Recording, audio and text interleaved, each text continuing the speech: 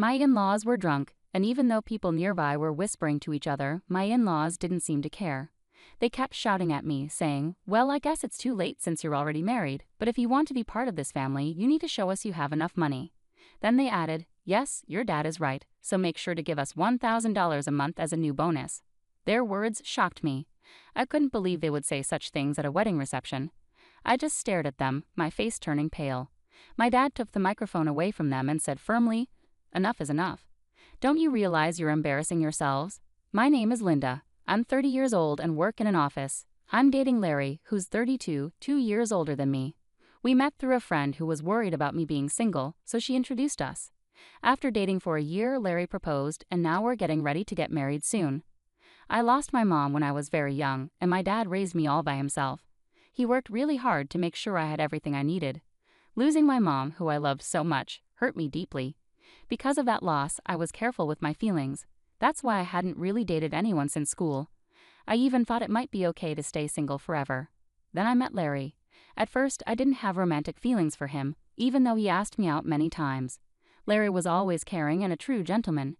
Gradually, I started to open up to him, and we began dating. He continued to be kind and attentive, and I felt really happy with him. He became so important to me that I started to imagine a future together. When he proposed, we decided to get married. Larry understood me completely and was always supportive. "Don't worry if you're uncertain about something. I'll be here for you until you feel better. I love you, Linda. You can always rely on me," he would say. His words touched me deeply. He promised to make me happy forever. Just being around him made me feel warm inside. If he cared so much for me, I knew I wanted to do the same for him. When I told my dad we were getting married, he was so happy he cried. "Wow, Linda, you're finally tying the knot. I'm over the moon for you," he said. "Oh, Dad, you're being so dramatic," I teased. "I never heard you talk like that before. I used to worry you might never settle down," he admitted. "Really? I had no idea you were concerned about that," I said. "Well, every dad worries about his daughter, you know. Anyway, congratulations," he said warmly. "Thanks, Dad," I replied. It meant the world to me to have his congratulations, especially since he raised me on his own. I could already imagine us both tearing up at the wedding, especially after seeing him so emotional now. With that, Larry and I began preparing for our wedding. Juggling our jobs kept us incredibly busy. Weekdays were filled with work, and weekends were all about wedding planning. We hardly had any downtime, our schedules packed to the brim. On a rare day off, we were scheduled to visit Larry's parents' house. It would be my first meeting with them. After Larry proposed, he had already met my father. Initially, I had planned to visit his parents soon after, but due to our busy schedules, it took some time to coordinate. As we pulled up to his parents' house, I started to feel nervous. "Don't worry, my parents are really kind," Larry reassured me. His words helped calm my nerves a bit as I reached out and rang the doorbell. It was his mother who answered. "Mom, I'm home," Larry announced. "Welcome home, Larry. It's so nice of you to come," his mother greeted warmly. As they exchanged words, I greeted her politely. "Nice to meet you. I'm Linda, Larry's fiancée," I introduced myself. "I see, so you're Linda," she responded, her tone noticeably colder than with Larry. Her smile faded as she gave me a scrutinizing look. She then led us to the living room where her distant demeanor persisted. "Linda, I'm curious about what you bring to the table. Larry is our treasure, our only child. If you're going to marry him, you must be suitable. Are you worthy of him?" Her words felt more like an interrogation than a conversation. I was taken aback by her directness. I hadn't anticipated such a chilly reception from my future mother-in-law and struggled to find a response. "Remember, you'll be joining our family. Are you prepared for that?" She pressed on.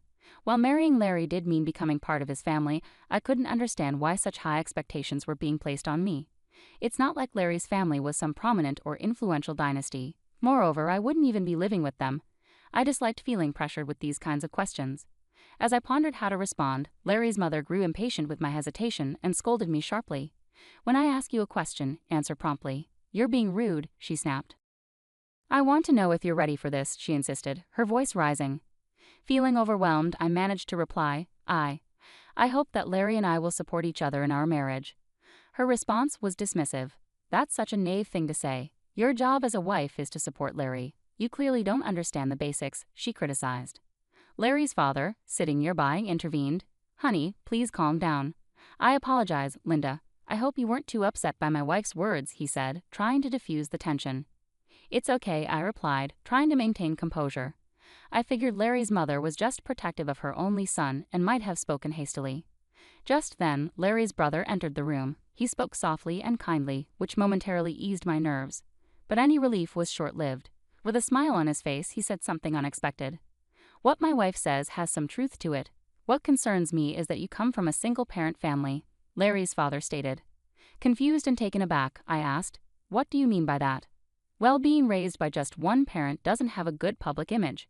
We can't exactly be thrilled about someone from such a background becoming our son's wife, can we?" he elaborated.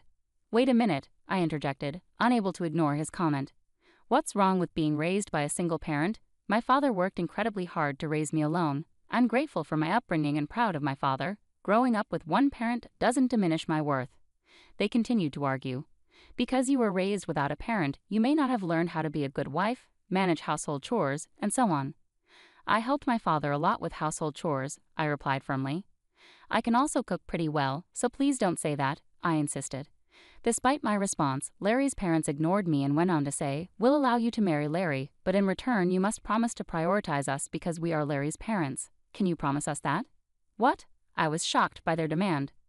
"Since you're here asking for our permission to marry our son, you must understand your responsibilities, right?" Larry's parents continued without giving me a chance to say more. Feeling sidelined by their dominating conversation, I reflected on the evening and decided to discuss my feelings with Larry. "Hey Larry, do your parents always talk to people like that?" I asked him later. "What's wrong with how they talk?" Larry seemed unconcerned.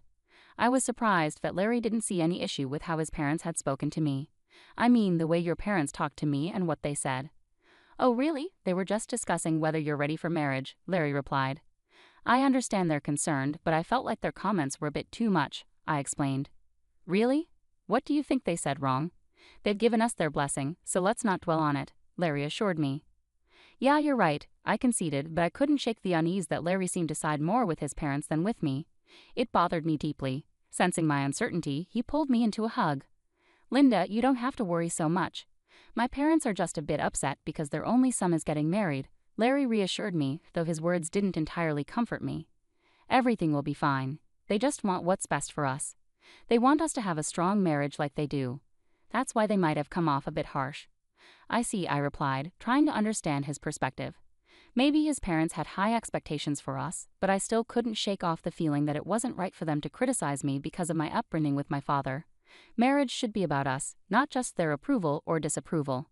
With this in mind, though I was still a little hurt, I decided not to dwell too much on his parents' judgments.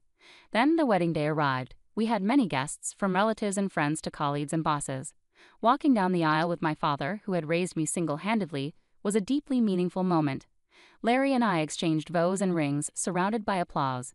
It was then that I truly understood I was marrying Larry. I felt a joy I had never experienced before. As we entered the reception hall, we were greeted by the lively crowd and videos celebrating our journey together. It was a joyful atmosphere. I caught up with friends I hadn't seen in a while, and we received many heartfelt congratulations. Despite my earlier concerns about Larry's parents, I was happy we had chosen to marry and create such a memorable day.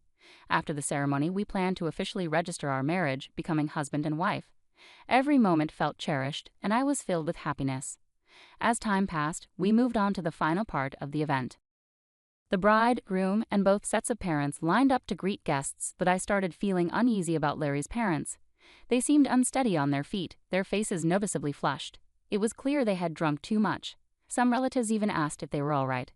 Despite their condition, we needed to finish the ceremony and move forward.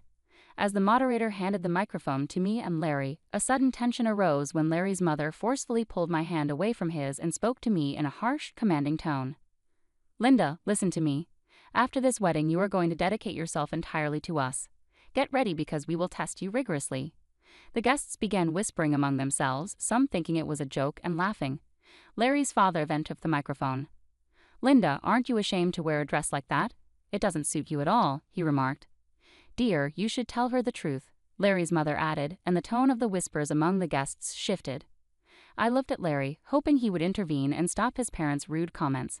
Instead, he said he couldn't do anything about it and didn't think his parents were in the wrong. It became clear that he would not protect me from his parents in the future. In that moment, amidst the buzzing hall, I realized it. I was certain of it. My in-laws were drunk and continued to insult me. "Well, you're already married, but if you're going to be part of this family, you need to prove that you have enough money," they said. "Yes, that's right," they continued. After you register your marriage at the city hall, you should give us a few thousand a month and your entire bonus." I was shocked by their words. I never expected such demands at our wedding reception. I stared at them, feeling my face grow pale. My father intervened, taking the microphone from them. "Enough of this. Don't you realize how inappropriate this is?" he said firmly, but still maintaining respect. Larry's parents glared back at my father. "Why are you interrupting us while we're talking?" I knew this woman's father was no good. "Single parents are never any good," they retorted. I was furious at their insult toward my father. My father, staying calm, responded, "You're even worse than I thought. You refuse to meet me just because I'm a single father." I never expected such behavior from people associated with President Scott. I assumed his employees would be more decent. This seemed to catch my father-in-law off guard. How do you know President Scott?" he asked, his expression turning serious. "He's a business partner of my company and, more importantly, an old friend of mine," my father clarified. "And on the topic of single parents, President Scott himself was raised by his mother alone. So your comments have inadvertently insulted the president of the company you work for." As my in-laws' faces fell upon hearing my father's words, it dawned on them the seriousness of their blunder. "I apologize, sir. Please don't mention this to the president," my father-in-law pleaded, suddenly dropping to his knees. Just moments earlier he had been assertive, but now he seemed defeated. Laughter erupted among the guests, some even recording the scene on their phones. "Apologies can't undo what's been said," my dad responded firmly. He came over to me and asked if I wanted to leave with him. I nodded, taking the microphone from Larry's hand. "Thank you all for the entertainment, but there will be no wedding," I announced firmly to Larry, his parents, and everyone present at the reception. "I will ensure that the money given for this occasion is returned." With those words, I left the hall with my father. I glimpsed Larry and his parents looking dismayed, and soon their relatives rushed over, wearing concerned expressions. The atmosphere must have been chaotic. As I returned the money and apologized to the guests, they expressed sympathy and praised both me and my father for our stance against such unacceptable behavior. They commended us for not allowing ourselves to be taken advantage of by such individuals. Later, word spread among Larry's colleagues who had attended the reception, tarnishing his reputation due to his parents' unreasonable actions. He faced criticism for not standing up to them, and the embarrassment was so profound that he chose to resign from his position. As a result of the incident, the president of my father-in-law's company learned about what had transpired. Larry's father faced consequences. He was demoted and relocated to a less significant division in a remote countryside office. I heard that Larry's family faced ostracism from their relatives due to the fallout from the wedding. It's regrettable, but ultimately their actions led to these outcomes, and sometimes such consequences are unavoidable. In the meantime, I've been using this opportunity to strengthen my relationship with my dad. We've been spending more quality time together, and it's helped me appreciate all he's done for me even more.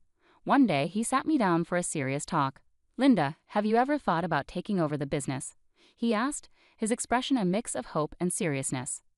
"Are you suggesting?" I began, feeling a bit uncertain about where he was leading.